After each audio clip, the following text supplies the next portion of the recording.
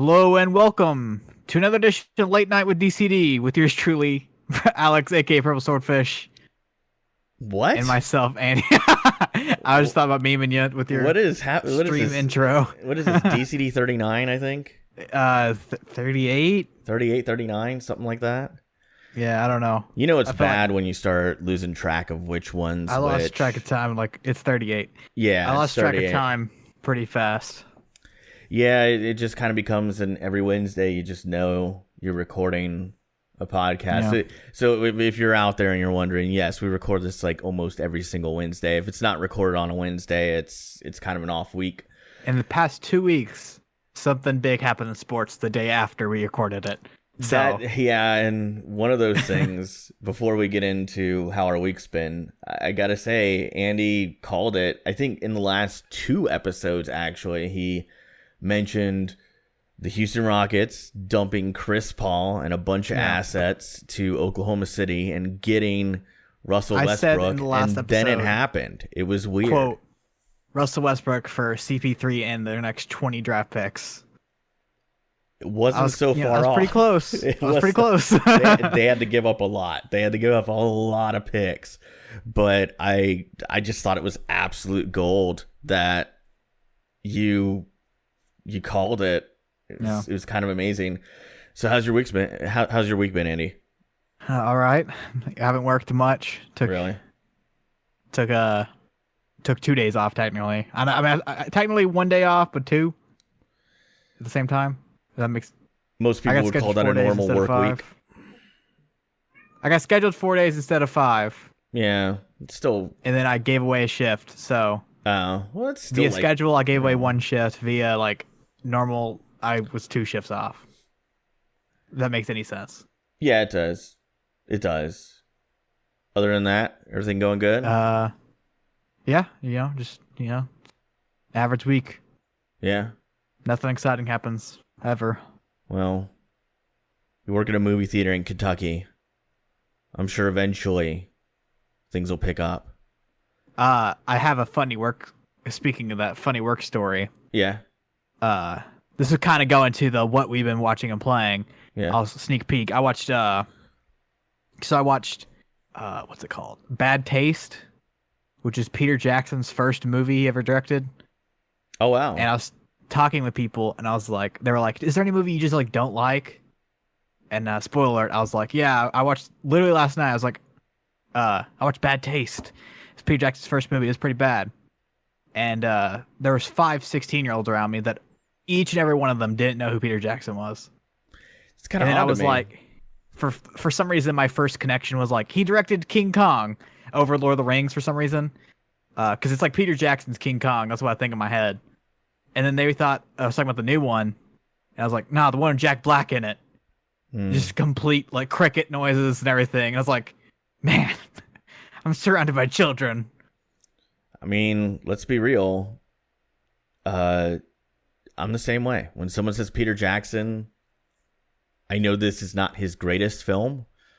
It's definitely not his highest profile directing job, but I always think of King Kong 2005. It's immediate. Peter Jackson's King Kong. It just immediately comes. It might also be because one, loved King Kong, owned it on HD DVD, believe it or not. Didn't have the Blu-ray. Want to buy the 4K version of it eventually, and then played the video game on the Xbox 1000 Gs. 360. You need 1000 Gs. Throwing those cheat codes. I actually liked that game. I got bored of it after a while and threw in the cheat codes and quickly ran through the rest of the game. It was a little repetitive. The best levels, though, what made the game as good as it was, were the levels where you got to play with Kong. They were actually pretty well done. I wish they'd redo or like do another King Kong game. I feel like that could be really good. But I would assume it would also be very risky because making games now is really tough. Have you noticed? How was your week? Oh, Sorry. My week was Have great. I noticed what? My week was great. Can't complain. Busy, but expensive. Good. Dude.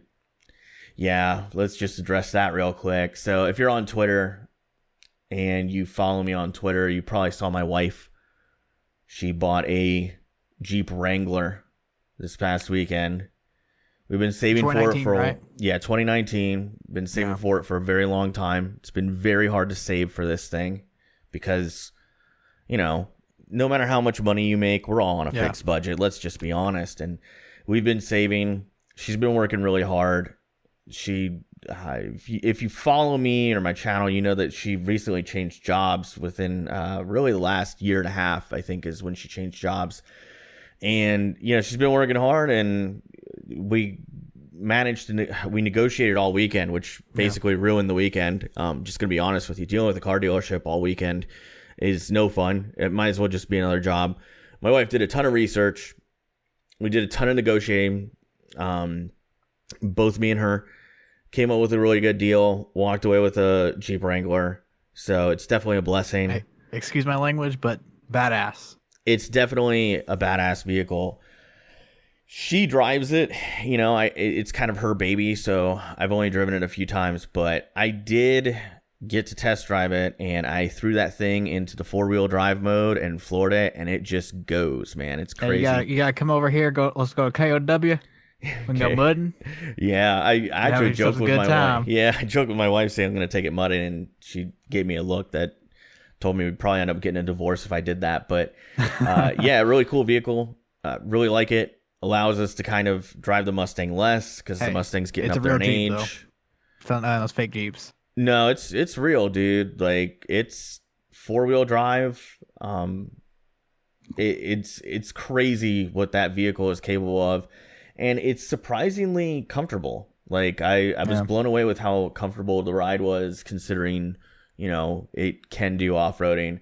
But what I was going to say before all that is, have you noticed that when it comes to video games, they don't do movie tie-ins anymore? Like, I think the last one that I can really think of that was a big deal was Spider-Man 3. So, like, for example, did one.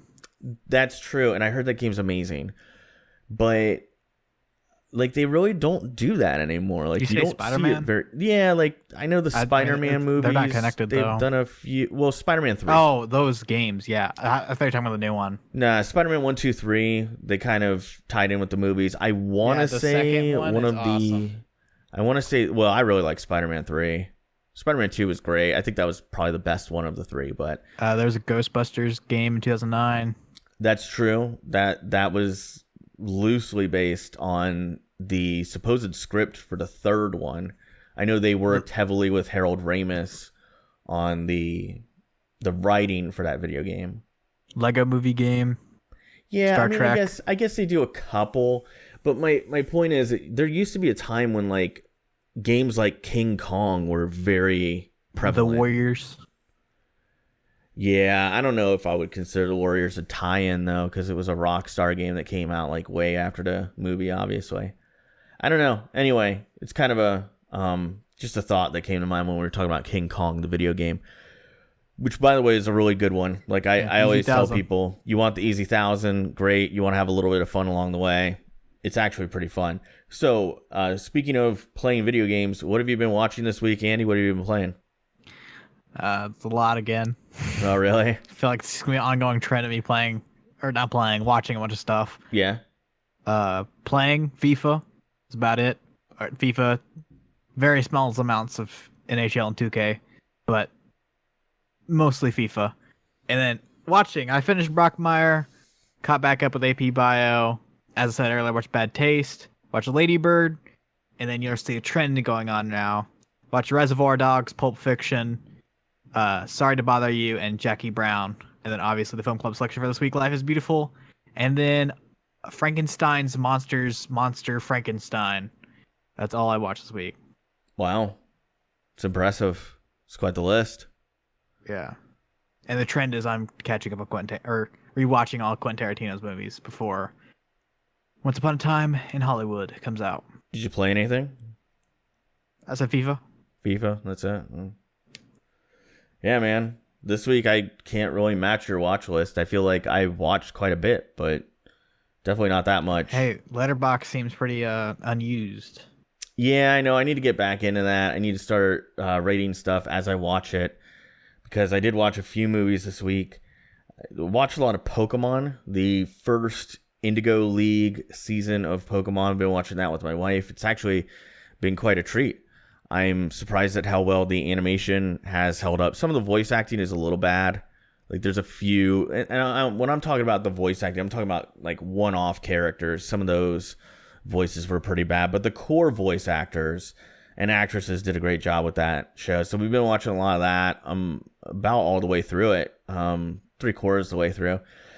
Watched The Lion King, the animated version. I know I'm going to eventually see the live action version. We're going to talk about that a little bit later. Watching the animated version, seeing how well it aged, and I can't say this enough, man. I watched 2 Disney animated movies this week. I watched Hercules and I watched Lion King. So you watched the best one? I mean, Hercules. I don't know. No, I wouldn't say that. Like, I really like Hercules, and it's a really good movie, and I think that Disney's treatment of it was really outstanding. But if you hold a gun to my head and say, Alex, you have to pick an animated Disney movie, which one's your favorite? It's not even one that you would expect. It's Robin Hood. I love the animated Robin Hood. I watched that on VHS over and over and over and over and over again. And I was lucky because my mom worked at Disney and they used to give the employees their great deals on the VHS tapes. So like I had a lot of the Disney animated movies and that was my favorite. But watched Lion King, watched Hercules. I was blown away with how good the animation has held up over time. Like that hand-drawn animation still looks amazing, jumps off the page. Watch Lion King in 4K, outstanding in 4K. Really recommend that. Then I also watched DCD Film Club selection, Life is Beautiful this week.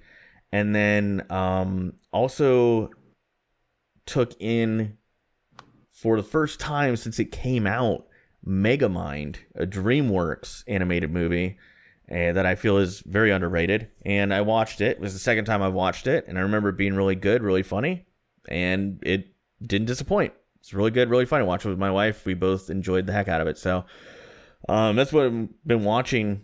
As far as playing this week, video games wise, I really haven't touched much other than World of Warcraft. I really need to. I'm kind of burnt out on it. Like I feel like I kind of burnt myself out on it, which is fine because I probably will need to take a little bit of a break because Madden is coming and I'm very excited for it. We're going to talk a little bit about Madden later. So with that being said, moving on into listener questions this week. We only have one. This one was directed at us and the @LazyGamingGuys on Twitter. Comes from Daniel on Twitter, @ReasonsI'mBroke. He asks, what's a video or card game that was banned and caused class distractions during your time in elementary or junior high school? So, Andy, I'll let you lead off. I have many examples. I'm going to defer first because I have a dog barking in the background. That's fine. Okay, so I'm going to lead off. So, when I was a kid, I never thought to bring my Game Boy or Game Gear to school. My mom would have skinned me alive. So that wasn't really a concern for me. But I did know kids that when I was in 8th grade, I believe, Pokemon came out.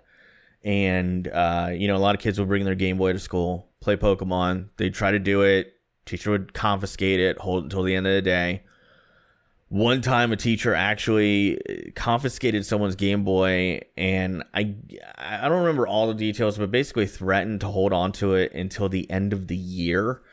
The parent went up there, had an absolute coronary, and I guess the kid got it back under the condition that like it would never happen again.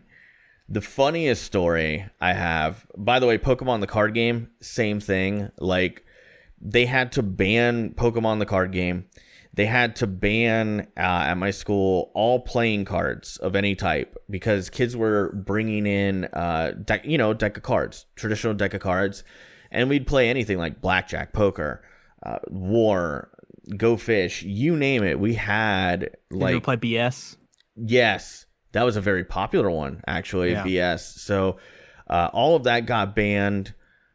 immediately because they were afraid that we were going to start gambling. I'm not going to lie, kids were gambling. Like, they would put $1 or $2 on card games and see what happens. So, like, playing cards definitely got banned. Pokemon cards got banned. Funniest story ever, though, was Tamagotchi. When Tamagotchi came out, if you don't know what Tamagotchi is, Google it. You'll see what it is. It was like a virtual pet, and it came on a little keychain, and it had a little tiny black and white LED screen. And the whole concept was there's this alien named Tamagotchi. He lands. He needs someone to take care of him, and you take care of him for, like, I don't know, something like 20 days or something. And then eventually Tamagotchi gets in a spaceship and flies back home. It's stupid. Or he dies. Yeah, he dies if you don't clean up after him or you don't feed him right, or sometimes just things go wrong. But you could play Tamagotchi silent, but by default, like, when something would happen, it would make like this chirping noise, like very loud chirping noise. And I can't tell you how many times there'd be some kid where their pocket would start making that chirping noise. And I mean, It was so loud, and everybody used to just crack up laughing because the teacher would just go over to the kid and then take the Tamagotchi and keep it. One kid actually lost his. That was that one he didn't get back. The teacher was like, I'm holding it till the end of the year, and they actually held it to the end of the year. I had a phone in the 2nd grade, and it got taken away because my ringtone, it went off in class, and it was a classic song, Riding Dirty. Oh, wow. 2nd grader, I had that as my ringtone. In a weird way, it's kind of ironic that something gets confiscated from you because it was Riding Dirty. That's kind of cool.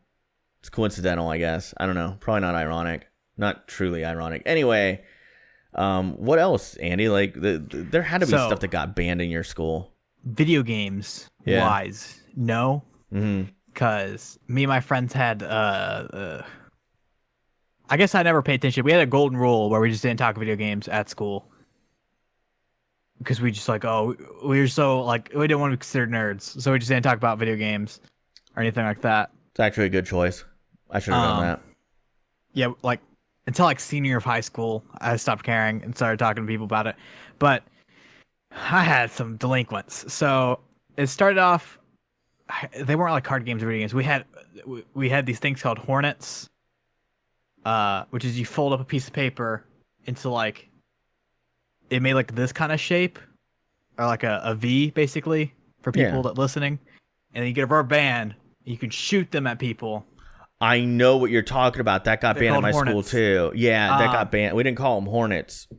But my class, were like, we got bored of that quite fast. So people started putting staples in them, so they would stick into you.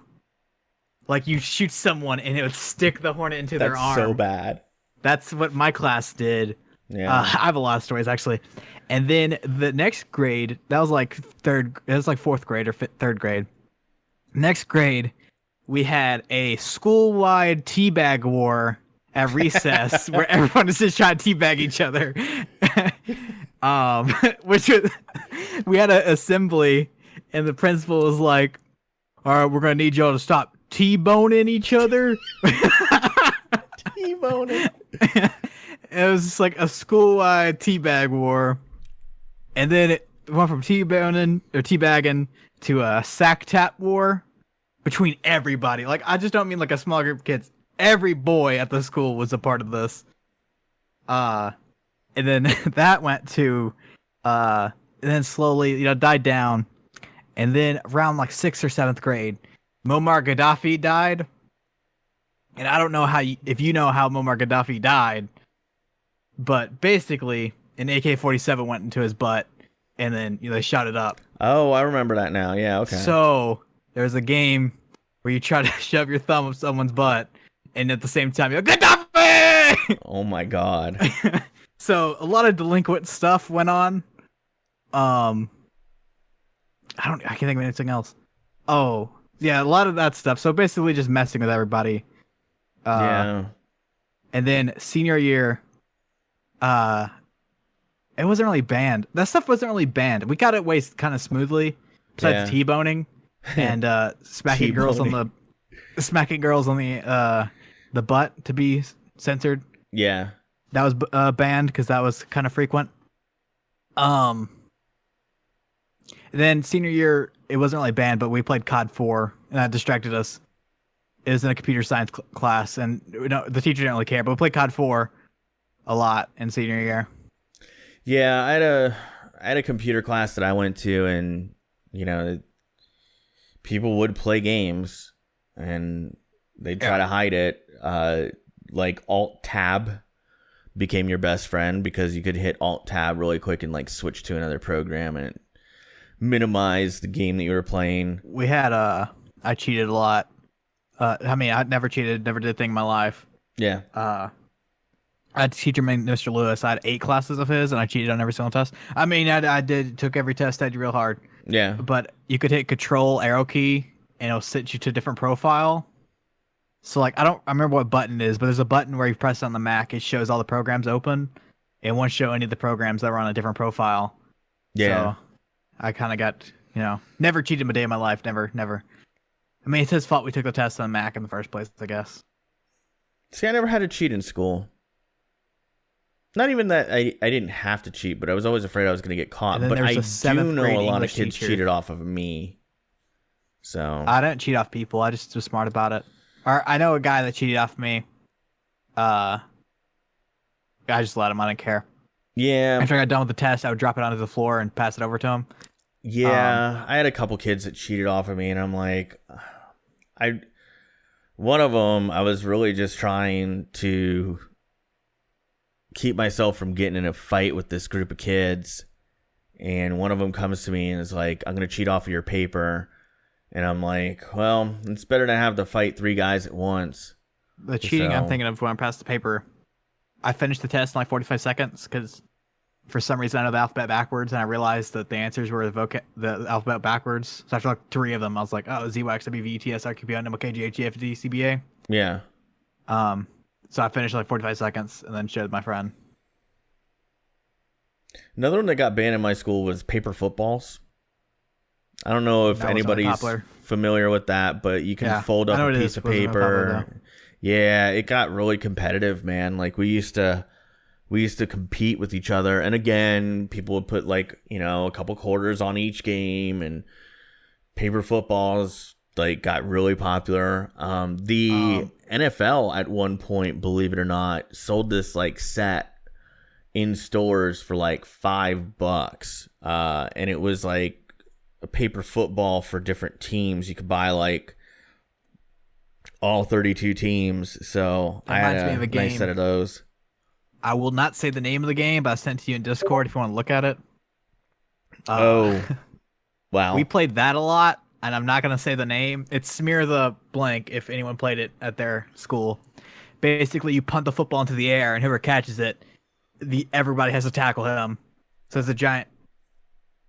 And then when you get tackled, you give the ball, and whoever has it has to run around before they get tackled. Yeah, we had that game, but we didn't call it that. It wasn't even like a mean name. That's not mean. They used to call it Gator Ball, where it was like whoever got the ball, everybody's got to get it away from them. And it basically eventually turned into rugby. That also got banned, by the way. Little mini Nerf footballs got banned at my school too. I know a way to say it without saying the word. Oh God, here we go. There's a Netflix original TV show about 5 gay men.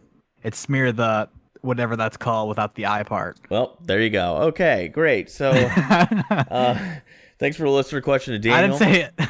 Thanks for being a Patreon or patron on Patreon. I always get that mixed up, but thanks for the support, man. We really appreciate it. We'll get to Patreon shout-outs later as well. Anyway, moving on to entertainment. Nintendo announced a newer Switch. Leaked. A new Nintendo Switch model. It's separate from the Lite, but this one will have a battery that is apparently bigger.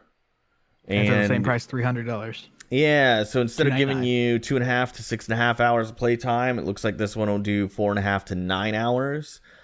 I assume that would mean that it will negate the effect. I don't know if you've ever experienced this. I know I haven't, but I've had people tell me this. Like if you were to hook up your Switch to a charger and play it, third-party charger. Yeah, if you hook it up to a charger and you play it, like basically it doesn't really charge the system. It just dies a little bit. Yeah, I thought you were gonna talk about the issue if you use third-party chargers or your battery gets fried. I've heard of that too. I don't know how valid that is, but I did see a lot of videos on that. I mean, it makes sense though. You know, if you're not supposed to play games that big, you know. Yeah. Like if you play like Tetris 99, I'm sure it'll charge. Yeah, I mean, I'm talking about somebody who was playing Zelda Breath of the Wild, which we all know is way more intensive. Yeah. So, I think it's a good move. I like it. I won't be upgrading to this because I don't really consider it much of an upgrade because I don't use my Switch in portable mode. I did see some people on Twitter saying, oh, ha, ha, ha, like, this is why I waited to buy a Switch. And I'm like, dude, that's not why you waited to buy a Switch. Like, if you haven't purchased a Switch at this point, there's another factor in there. Like, battery life is not the reason why. Just saying. And in fact, I will say a lot of the people who bemoan early adopters, oftentimes they're not early adopters for some other reason. It's not necessarily like choice all the time, but this is good for people that are kind of maybe entering the Switch market or someone who was maybe on the fence. I don't think they'll sell the old one anymore. No, I guess they'll just kind of phase them out. You know, I wish there was a way where you could open it up and not void your warranty, get that bigger battery. But even then, like, I just don't take mine on the go. Like, I play mine on the dock like 90% of the time, but I realize I'm in the minority. Like, I play mine on the dock or in bed. So yeah, I've heard a lot of people in bed, mobile mode. Yeah, portable mode. Sorry, but good move for Nintendo, man. Speaking of Nintendo, yeah, Luigi's Mansion. It's coming out October 31st. The spookiest day of the year. Like, it's a no-brainer to me, man. You know, like that's a great release date. I'm glad it's coming out this year. I know that it always has been supposed to be something coming out this year, but I was afraid it was going to get pushed, man. It's a Thursday, which is weird, but yeah, 'cause Nintendo games usually come out on a Friday. But it's Halloween, so I like it though. Are you going to buy it? I don't know. Probably, maybe. I don't know. I haven't decided. Like 100% all in on Luigi's Mansion. The one on DS was really good, the sequel. The remake on the DS was also really well done. I won't lie. I fell in love with the game way after its release. Like, I was in college. Game had been out for like over 2 years. No. When this comes out. 3 years. The game had been out for 3 years. I purchased a copy at GameStop for, not even GameStop, it was EB Games back then, for $20. And just loved the game. The only downside with Luigi's Mansion, the only thing that made me a little bit sad is when you beat it, like, there's no replay value. Like, you know everything there is to do in the game. You've done everything there is to do in the game. And it's like, well, it was fun. So I actually ended up selling it. I really wish I had held on to it because it's worth a lot of money now. But it's tight, man. Looking forward to it. So, I know Andy has a lot of thoughts on this. I put this on as a topic just to kind of get Andy's thoughts on the podcast, because I know we've talked about it maybe on one of my live streams. But the Lion King live action movie released this week. I haven't seen it yet. Have you? Nope. I don't think Andy is going to see it because I think he's Probably made not. it. Yeah. So watching the animated Lion King actually made me less excited for the live action one. And I don't know if it's that Andy's cynicism has gotten to me, but I thought about it and I'm like, the live action Jungle Book, I liked it. It was all right. But when I got done with it, I was like, the animated version was more fun to watch. Don't get me wrong. The special effects on these live action movies, and it's not even live action. It's like live fiction, basically, because it's fake CG made to look like live action. But like, you know, CGI composited, Oh, just like the NASA pictures. That's yeah, a Altox Aliens topic. yeah. I got a lot of thoughts on NASA images. There's a lot of misinformation surrounding NASA images, believe it or not. I was quoting Eddie Bravo with the. Yeah, Eddie Bravo's not a very good informational source, but he's entertaining as hell, I guess. He's a black belt in jiu-jitsu. I mean, that's wonderful and all, but like my biggest issue with Eddie Bravo is he doesn't let anybody talk, but that's neither here nor there. Anyway, I remember Jungle Book was kind of a cautionary thing for me because I was like, maybe this whole idea of a live action Lion King isn't such a good idea, because what makes these animated movies such treasures is the ability to emote. So Andy linked me to this, like the part where they're singing Hakuna Matata, right? With Simba, Timon, and Pumbaa. And it looks so emotionless. The characters are lifeless. It's just so lifeless. And then somebody on Twitter edited the video and had the animated and the live action like side by side, and it made it worse for me, and it kind of ruined it for me. And then I made the stupid decision of watching the animated version 2 nights ago with my wife, and as I'm watching it, like, everything just jumps off. The animation's so good, right? It's just unbelievable. To me, it's like the peak of hand-drawn animation, honestly. And it's masterpiece. And it just jumps off the screen. And I'm just sitting there thinking, Lion King, the live action one, it just doesn't do it for me, man. The voice acting that they got for this new one, off the charts. Donald Glover, love him. Yeah. He's great. Getting Beyonce, I'm not really a big Beyonce Chance fan. the Rapper. But yeah. Chance the Rapper. No, sorry. We said Donald Glover for some, what is his name? Oh my God. Childish Gambino? Childish Gambino. I don't want to say Chance the Rapper. Yeah. I was like, Chance the Rapper's in it? Whoa. No. That's weird. I didn't know that. When you said Donald Glover, I was thinking of Danny Glover, and then like it completely sprouted my head to this weird world. I mean, they got Seth Rogen in there too. I mean, it's good. Darth Vader's in it. James Earl Jones, you gotta have him. I mean, you have to. But I'm less excited for it. So I know I'm gonna have to see it, but. Like, Andy, do you think this is gonna... watched all last year. Do you think they're going to do it with every animated movie eventually? Because, like, it just seems like it's... Yeah.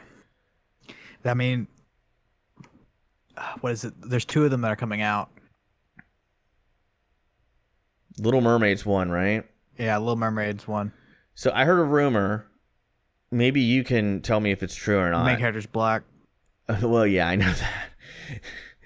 Yeah, the whole social justice warrior thing was kind of funny around that. Like, they were reacting to racism that wasn't even there yet. And then there were racist tweets. So I guess, there's that. But personally, I think the whole thing's stupid. But the whole acting racist thing is stupid to me. But anyway, my wife said that in the new Little Mermaid that they're not going to be able to do Flounder or Sebastian the Crab. And I'm like, how do you do Little Mermaid without those 2 characters? By the way, I fully realize, by the way, I know somebody out there is probably like listening to the podcast, like, this guy's an idiot. He doesn't understand that the Little Mermaid was actually originally a really dark fairy tale type. I get that, but I'm saying a lot of them are, almost all of them. Read the original Pinocchio. It's like the most messed up story ever. Dark, man. The original Little Mermaid story, dark as hell. Yeah. At the end of the original Little Mermaid story, she basically turns into ash and spontaneous. It's dark, but if you want to know all the stories, there's a YouTuber shout out, John Solo. Oh, he does a series explaining the original stories, the dark secrets, or like the dark original stories, like Pinocchio, the original ending. the elf doesn't save him while he's hanging, and he just dies. Yeah. So I'm seeing that apparently there will be Flounder. So maybe it was just somebody yanking my wife's chain. I have no Upcoming clue. ones are Maleficent. I don't know. I'm mispronouncing Maleficent? that. A sequel to the one that came out a couple years ago. Yeah. Lady and the Tramp, Mulan, Hunchback of Notre Dame, Lilo and Stitch, Jungle Book sequel, Pinocchio, Snow White, Rose Red. It's not like they're all bad. Like Alice in Wonderland was good, Yeah, I thought Maleficent and was good. 101 Dalmatians remake was good. If I remember correctly. I can agree with that. I'm not here to pile on the live action stuff. I just think that The Lion King is in Jungle Book specifically are really bizarre to me because in Jungle Book almost every character is an animal. In Lion King, I think every character is an animal. Yeah. And doing CG versions of it that won't be able to emote as well. It's just kind of a bizarre choice, but... By the way, Mowgli, awful. Mowgli? Yeah. The second live-action Jungle Book movie. Yeah, not sure why they did that. But this is what we get, man. This is what we get when we have one entertainment company that's so just giant and massive. They just churn stuff out. And as long as it makes money, they're just going to churn more out. And I feel like Disney's a monopoly. Once they anyway. announced the director of Lion King, I was kind of not for it anymore. Who is it? Good old Jon Favreau. What's your axe to grind with John? He just hasn't made a good movie ever. Oh, really? That's funny. That's Besides, funny. like Elf. I'll have to look the guy up then. He made Iron Man 2, Cowboys and Aliens, the Jungle Book remake, and now Lion King. Cowboys and Aliens. Oh my lord. That movie had me so disappointed. I wanted that to be so cool, but it wasn't. And then Lion King currently has a 59 Rotten Tomatoes. Mini DCD Film Club review from Alex here. Cowboys and Aliens, 3 out of 10. Don't watch it. You have The Lion King as a 59, and then Crawl opened at 100%, has an 85 right now. It's a movie about a killer alligator. Yeah, my wife wants to see that, and I said if it goes like on sale when it hits home release, like maybe we buy it. Hey, Sam Raimi, he produced it. Well, I mean, I do like him. Anyway, this next topic, I want Andy to explain this one to me because I don't think I fully understand it. So there's a new 007 movie coming out. Yeah, Bond 25. Okay, so it's Bond 25. And what you have written down here is that 007 is a female. Yeah, James Bond isn't a female. James Bond's still Daniel Craig. Okay. But the 007 moniker is gonna be I can't think of her name. Lashana Lynch. Okay. As a character named Nomi or something like that. Yep.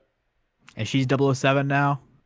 Okay, so that explains it a little bit better to me. That makes more sense to me, but so she's not James Bond. She's 007. Andy, what are your thoughts on this decision? I just think it's funny how people would completely butthurt.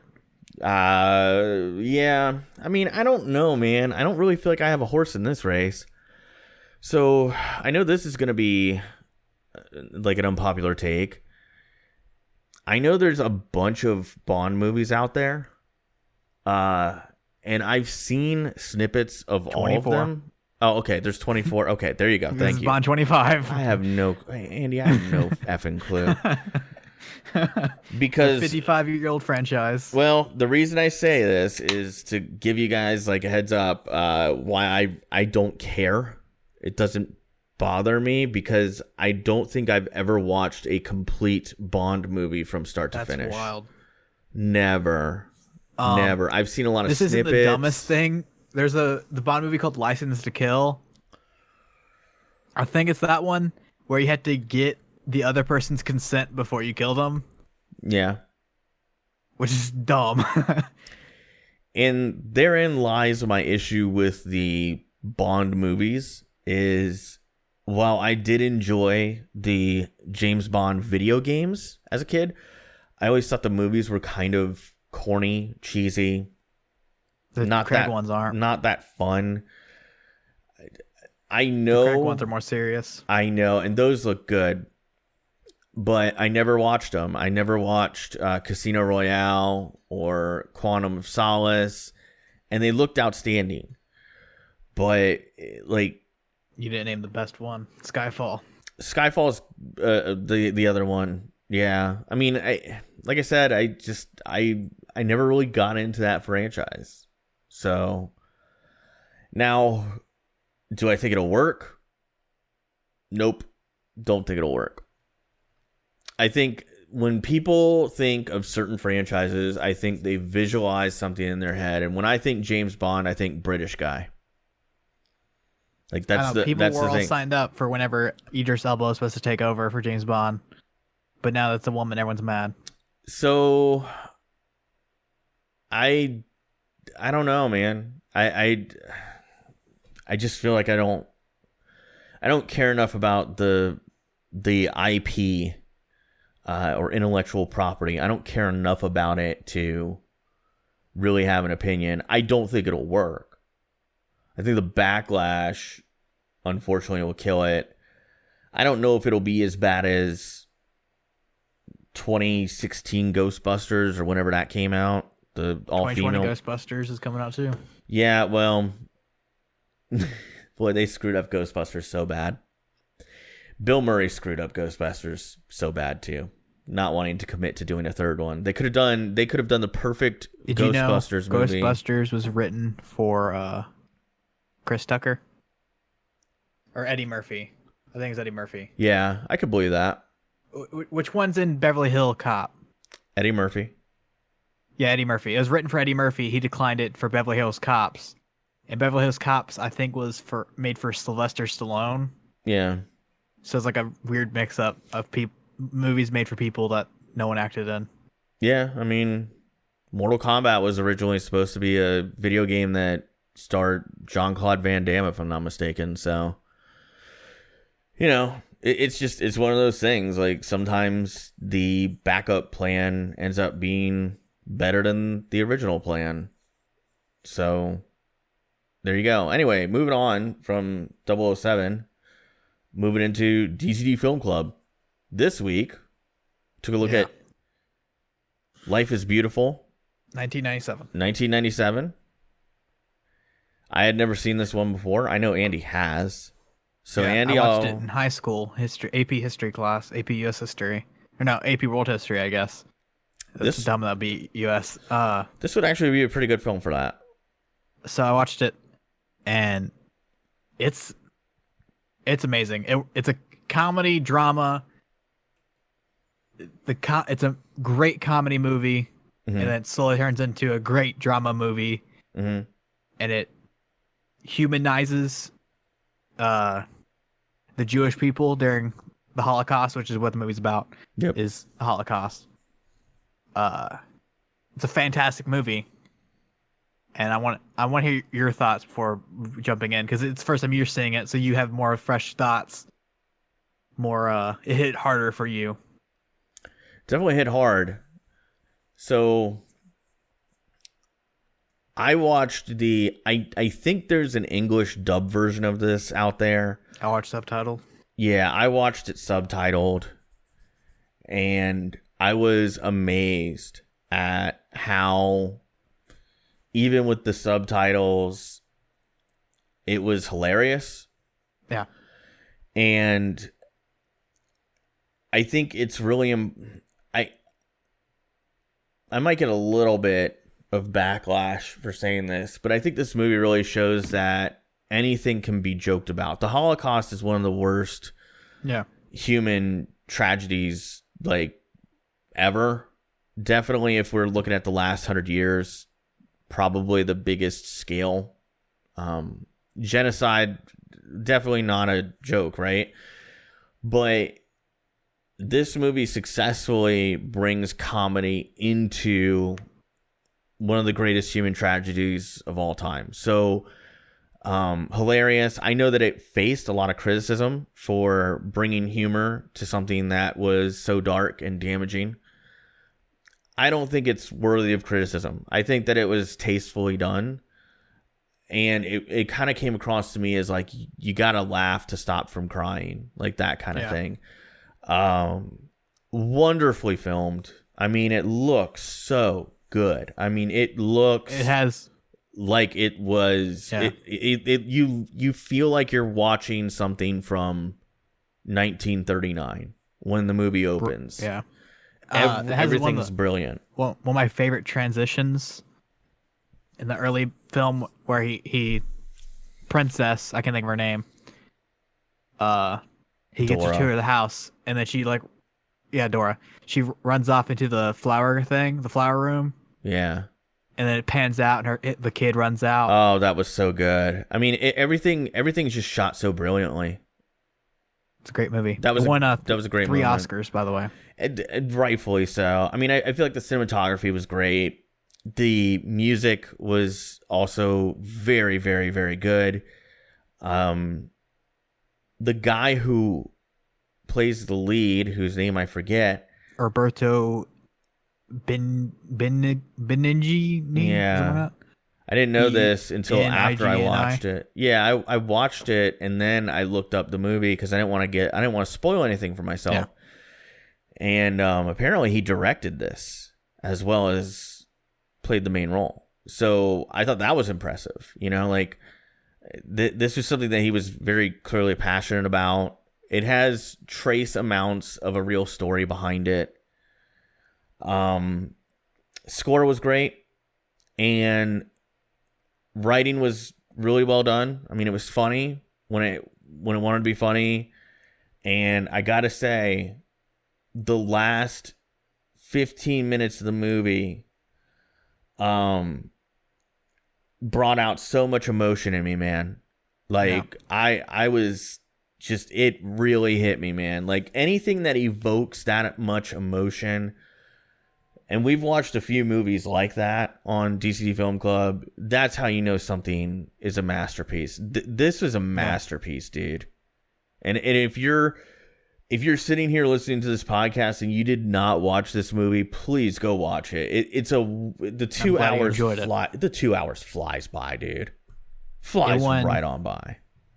Oscar for Best Actor in a Leading Role, Best Music, and Best Foreign Film. It was nominated for Best Picture, Best Director, Best Writing Screenplay, and Best Film Editing.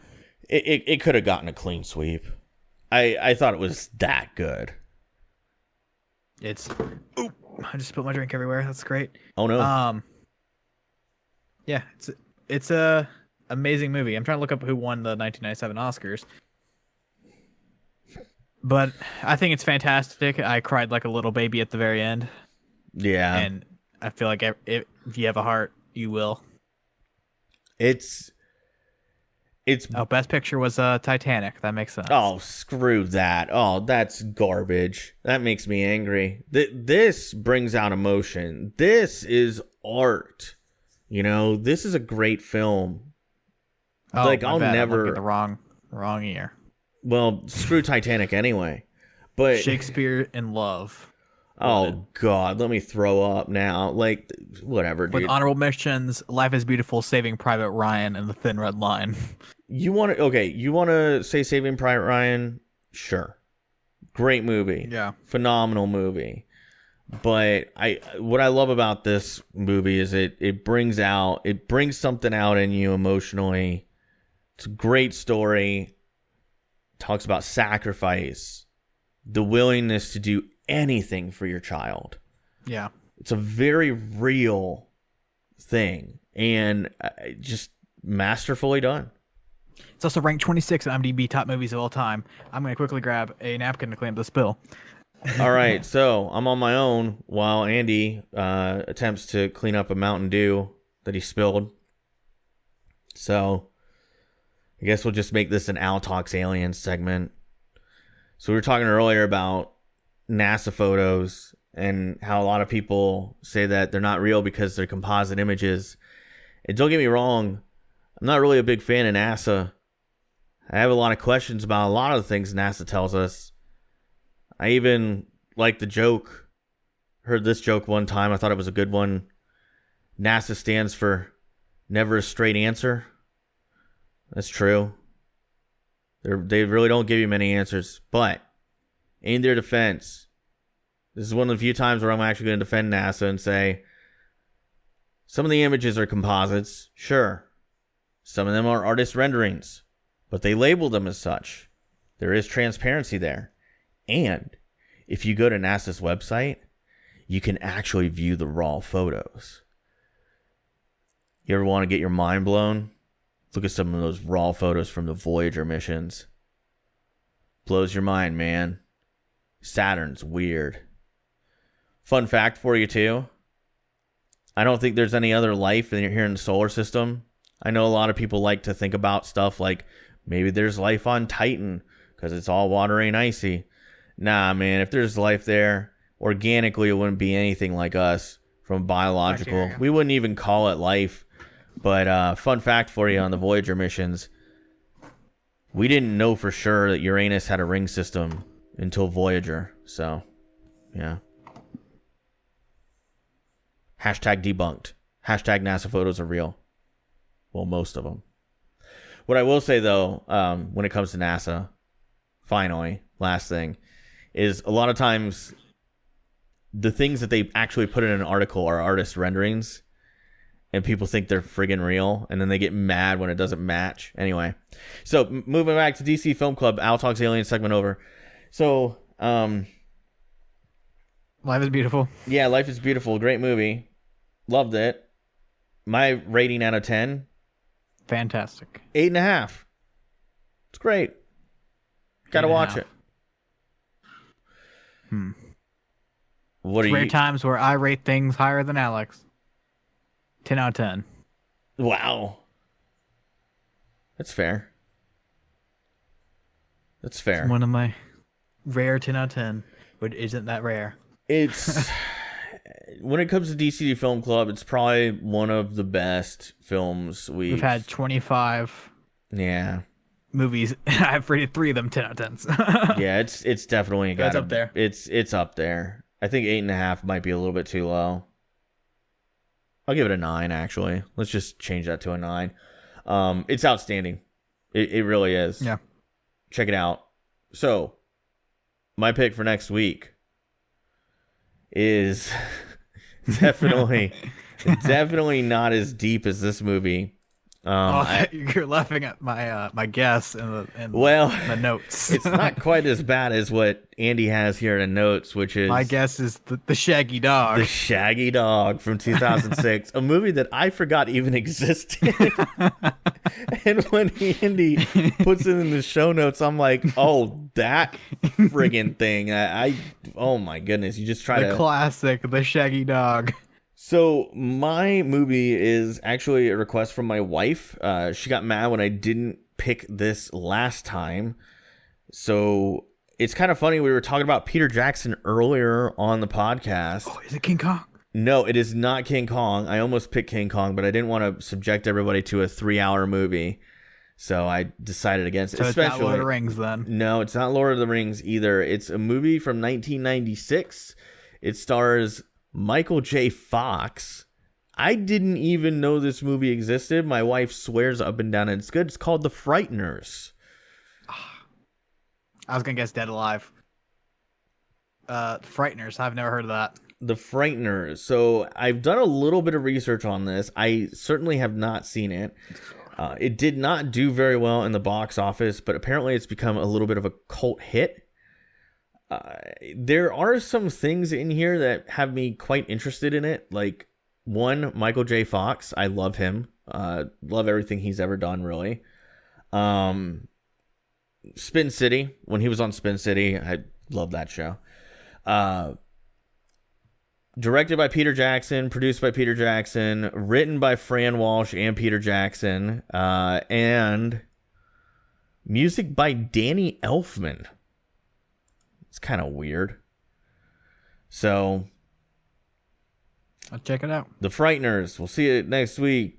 I've never seen it before. I have low expectations. Never heard of it. I'd never heard of it either. My wife was like, I remember this movie from when I was a kid, and it had Michael J. Fox, and it was kind of weird. It was like sci-fi horror. Arlie Ermey's in it. Ooh, I love him. I miss him. So is Jake Busey. Wonder if he's related to the goat. The Buse. Gary Busey. Yeah, so check it I out. have a coworker that next watched it in week. Letterboxd, gave it a 5 out of 5, and then another person I follow gave it a 3 out of 5. So Fun fact. I'll have to remind myself, but we need to gather for I guess DCD 40. We have to gather the Patreon picks. I already got them. I know Daniels and Bobby's. Bobby's said to watch the entirety of the MCU, by the way. The entirety. I'm still mad at Bobby for telling me that my Alolan Diglett card that I found at a comic book store, and it's a reverse hollow Alolan Diglett. He told me that it was worth no more than a nickel. He said it was worthless. I was still mad at him for that.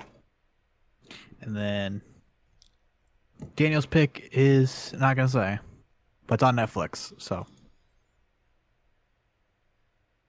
I'm not watching the entirety of the MCU. yeah, it's not happening. Yeah, I love you, Bobby, but Alolan Diglett Cubans, aside, Lim. no.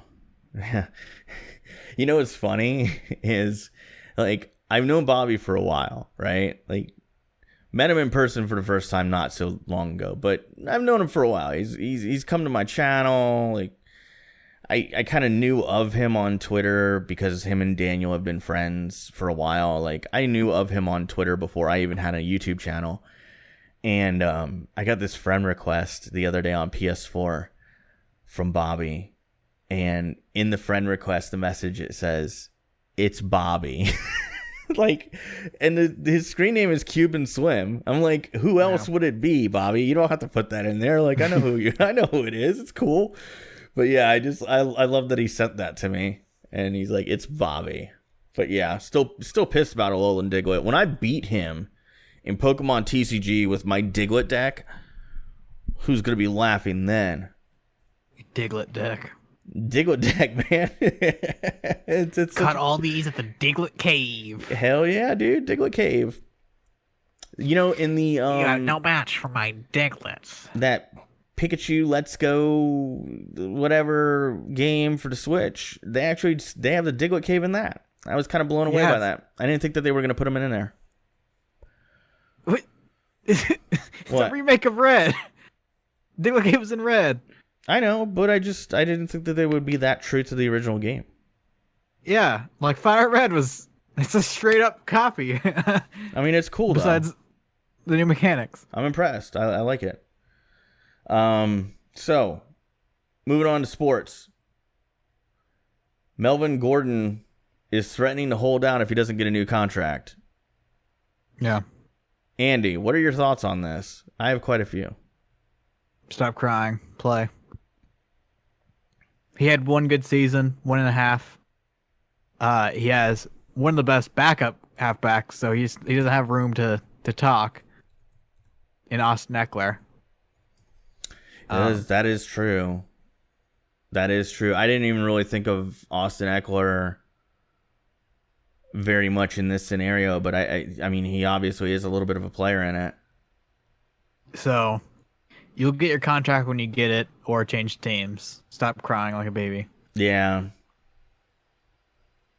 So, I have a couple problems with it. I guess I'm taking a similar stance to Andy, which I realize isn't very fun, but I don't think Melvin Gordon is as good as the hype is around Melvin Gordon. I think he's got top 10 running back. I wouldn't put him in the top 10. I don't know. Maybe I would. I'd have to actually sit down and list them out. I wouldn't put him top 5. Let's put it that way. And Fantasy football wise, he is. Okay, fantasy football wise, sure. But, Yeah, but I know actually, he's top 10. around there. I mean, I just, where I land with Melvin Gordon probably isn't a very popular take. I think he's a big part of the Chargers, but I don't think that he's a guy who, listen, he wants money that's like big money, like bell cow back money, Le'Veon Bell money. He referenced Le'Veon Bell, if I'm not mistaken, in an interview. And I just don't think that the production is there. Only Le'Veon Bell's the one, best running back in the game. So. only one 1,000-yard rushing season. Only 1 year where he averaged more than 4 yards per attempt. Yeah. Only played 16 games one time in his entire career. It seems like Melvin Gordon is always hurt in one way or another. Last year played 12 games. Had his second worst rushing total period of his career. And, did get quite a few yards out of the backfield catching balls. But, I mean, I don't know, man. I just don't see Melvin Gordon as being worth significantly more money than he's getting right now. And to top it all off, I get that some people would say, they don't get to negotiate their rookie deal because it's on a sliding scale. But, you did sign the contract. Yeah. Wait till free agency. Contract. Also, I'll even go a little bit further with this one. I think holding out and not going to training camp, not going through preseason, maybe even missing a couple games, I think that's really detrimental to your career, specifically from a preparation standpoint. How many times have we seen guys hold out, specifically rookies, back when they could negotiate their own contract, and it would tank their rookie season because they didn't go through training camp or preseason or whatever because they were holding out. Like, yeah. I don't think it's the right move. But I get it. He wants to make his money. And when you're running back, you probably get through your rookie. Like, the best case scenario for running back nowadays, you get through your rookie deal and you sign one big long-term deal, and you might get a couple one-year deals after that. Like, it's not Frank Gore. Yeah. Like, Frank Gore, Adrian Peterson are exceptions to the rule. But think he's going to miss any games, Andy? No. Do you think he'll get a new deal? No. Yeah, I think it's just a bunch of saber rattling. But with him, Chargers are contenders, so I can see them giving him the contract. Maybe. Without him, they still make playoffs, but aren't contenders. Honestly, yeah, you're probably right. I think the most important player on the Chargers right now is Phillip Rivers. And I would say the important thing is the team doctor. Yeah. Keeping people healthy. Keenan Allen would be the second guy who I think with Keenan Allen versus without Keenan Allen, they're different. Yeah, Joey Bosa too, man. Like, if they can get a fully healthy Joey Bosa, that's a scary team. I like the Chargers. I've been if they stay healthy, they're a contender. Yeah, I've been a big 13-3 or 12-4 last year. Yeah, I've been on the Chargers, our Super Bowl contenders bandwagon for a few years now. It's been every year. It's if they can just stay healthy. Either Keenan Allen gets hurt, Joey Bosa gets hurt. Yeah. Jason Verrett would always get hurt. Now 49er. Stay healthy, please, God. So speaking of football, Madden's coming out soon. Andy put Madden ratings, team ratings in here. And Andy, I'll let you lead off. What do you want to talk about in terms of that? Well, first off, player ratings. Yeah. If people are getting butthurt about them. Okay. But every year they do. Yeah, I mean, it's team ratings or like player ratings, like cry, your favorite player is at 99. Yeah. The only problem I have with the player ratings is that the fastest player in football isn't the fastest player in the game. And Tyreek Hill's a 99 excel, 99 speed, but Tyreek Hill isn't the fastest player. Who is the fastest player? Just a guy who won a gold medal Olympian, a guy who won a tournament for being won the 40-yard dash tournament. This one guy named Marquise Goodwin. He's kind of fast, you know. So I got called out. Or you could make the argument John Ross, record-breaking 40-yard dash, doesn't have a 99 speed. Yeah. So I got called out on the 2.5 Cents podcast. Got called out by somebody who works at EA for, quote, getting everything wrong about Madden, end quote. But I'm going to go out on a limb here, and I'm going to say I actually know what I'm talking about when it comes to Madden. Like, I play the game a lot. Yeah. I have some... First off, I didn't get butthurt over the ratings because I don't really care about them that much. Yeah, I mean, I'm not even getting the game, so why should I care? But speed's the one thing I pay attention to because I don't care what anybody says in Madden right now, and even in the beta for Madden 20, the biggest differentiator from player to player is speed. Height doesn't matter in Madden. It might a little bit more this year. Madden 19, I feel like height really didn't matter at all. Like versus years like Madden 16 where height was everything. So speed always just becomes that biggest differentiator. And one of my issues was that I brought up was Tyreek Hill's a 99 overall, and he ran a 4.29 at a pro day. And then you got Brandon Cooks, who has a significantly less of a speed rating, and he ran a 4. They all do. It goes 99 to 96 is the next fastest in the game. Yeah, and I don't know, man. I don't think Tyreek Hill is the fastest player in the NFL right now. And part of it, too, and I just have to say this, and again, I know I'm going to get some, if that one person that works at EA, who, by the way, I have no axe to grind with them. I think they're awesome.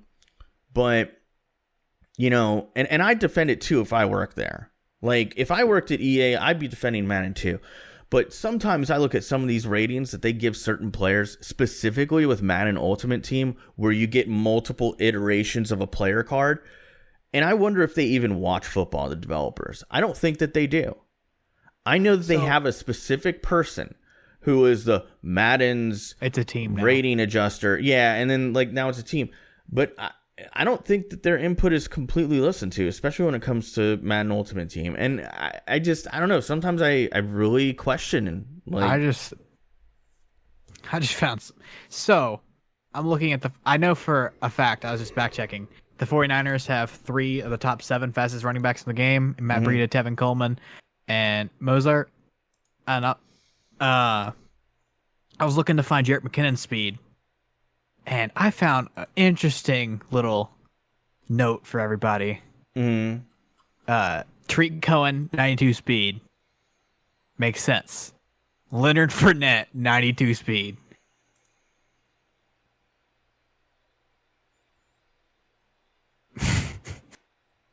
It doesn't. He's the same speed as Jarrett McKinnon. Giovanni, he's faster than Giovanni Bernard. That's so ridiculous to me. I don't know. I mean, and then they do,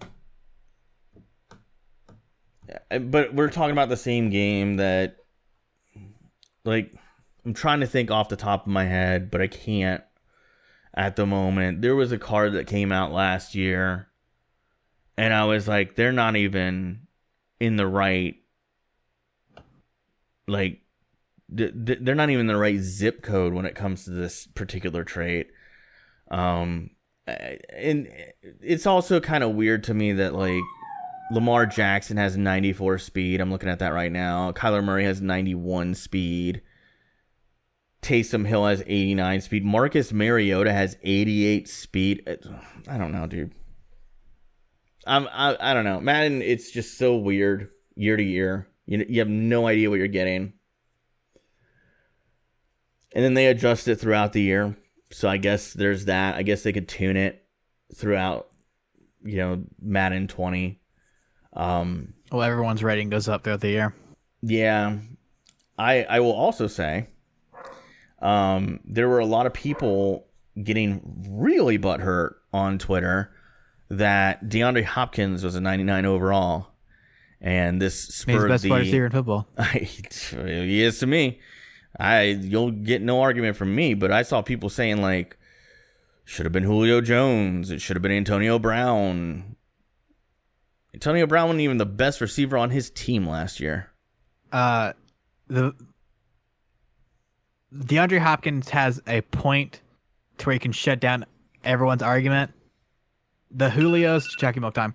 The Julios, the Antonio Browns, they've all done good with their one quarterback. Yeah. DeAndre Hopkins has done it with the bum after bum after bum at the quarterback position. He made Tom Savage look good. He made Brock Osweiler look good. I had a tweet that has 2 retweets and 17 likes, which is a lot for me. Yeah.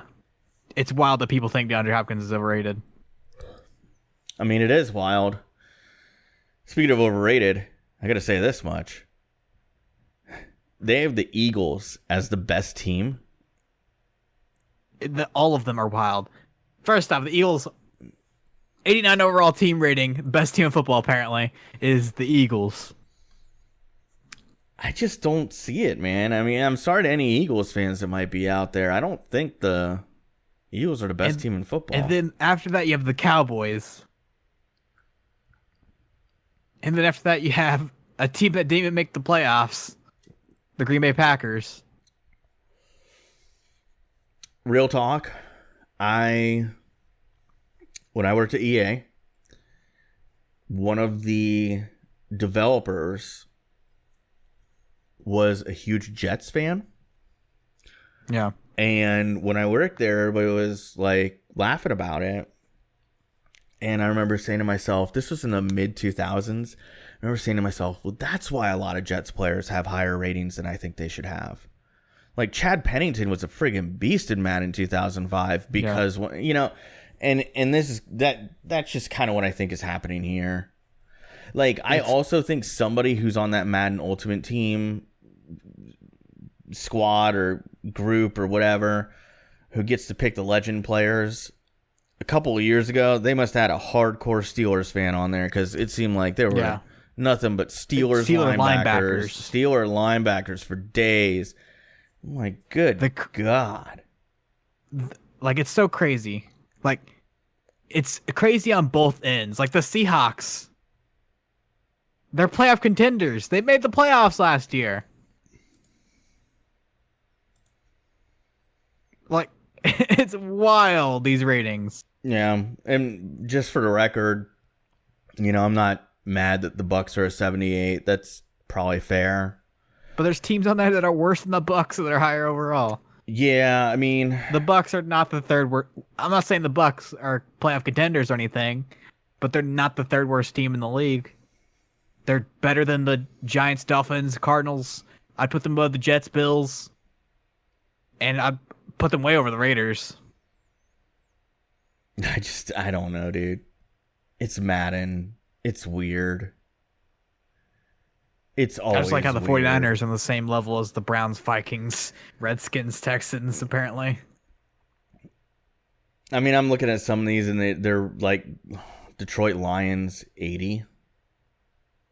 Yeah. Lions are in for a rough season, but hey, man, whatever. It's Madden. So apparently 2K released their ratings too.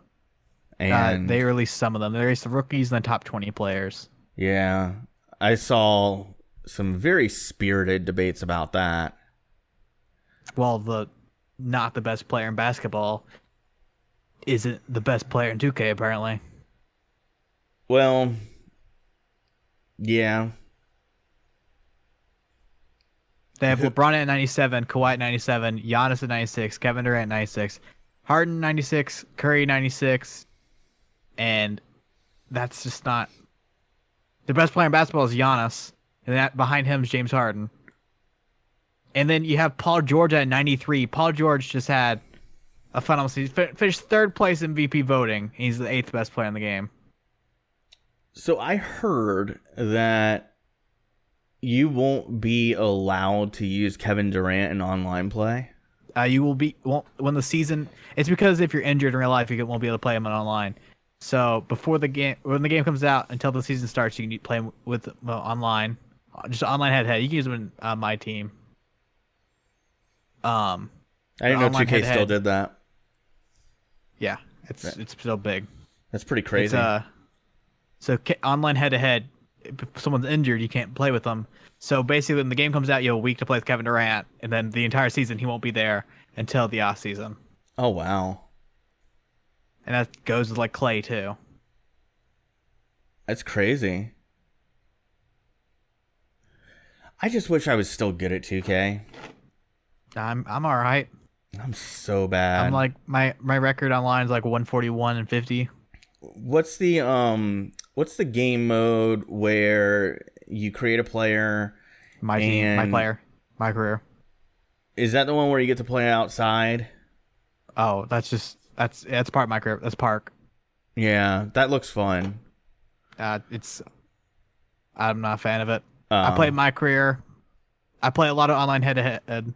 I play my career, but I never finished the season.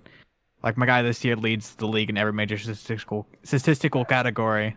Oh, yeah, I was watching Colby play Park, and I think he was streaming it, or he was on somebody else's stream, and I was like, this looks fun. I could get into this, but I'm so bad at the game because it's so much based on like hitting sticks and just not any good at that. It's not that hard. Maybe for you, man, but it's tough for me. I'm just not very good at that kind of stuff. It's a fun game. It does look fun. I mean, there was a period of time, NBA 2K3. I realize I'm going way back, but there was a period of time where when I was playing NBA 2K3, I used to play it every night, and I was ranked top 50 in the world on Xbox Live.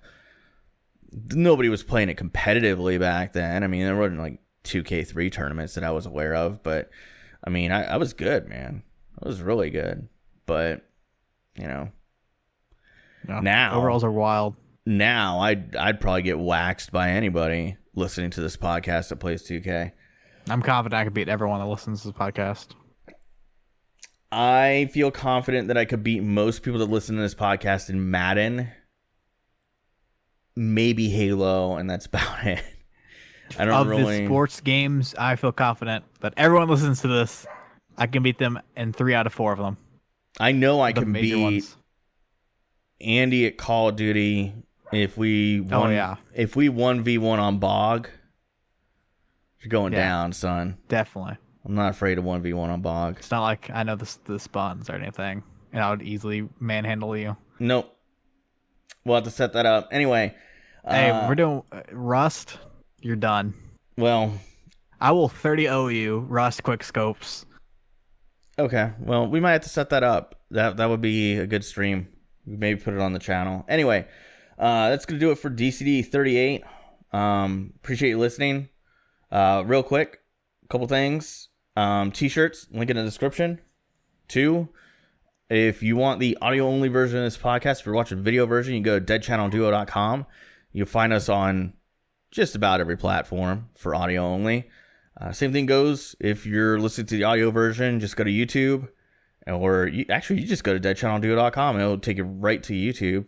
They have a link right there at the top. So I got both of those versions out there. Patreon. So I think we got all people mentioned last week, but we're up to 3 patrons on Patreon. I want to thank all those people for that. Daniel, he's part of the Andy tier. Same with Bobby, aka Cuban Slim. And Jared is our lone egg tier supporter. Egg tier is my favorite. But you can support the podcast for just $1 a month, and it gives you the ability to get the show early. You get a custom RSS feed, so it'll automatically download the show to your phone early. We've been getting the episodes up early on Thursdays, but I promised them by Friday. And then there's all kinds of other stuff. We're getting decals for the $5 tier. Just a heads up to everybody in the $5 tier. I'm still working out the details on the decal part. I honestly didn't think anybody was going to sign up that fast. So, but decals are coming. Full details on our Patreon are at patreon.com/DCD podcast. Check it out. Great way to support the show. Also, finally, if you really want to help us out and you don't want to spend any money, you do this for free. Go on iTunes and review the show. Leave your name on a written review. I'll give you a shout out on a future episode of the podcast. Andy, anything else you want to talk about? Like Boston sports or something? No. Letterboxd.com/Andy Halsey. There you go. Twitter.com/Andy Halsey88. Okay. Well, that's all in the description too. So check them out there, and we'll see you for DCD 39 in a week. Thanks for listening.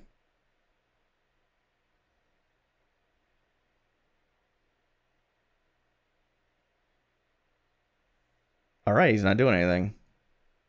Bye.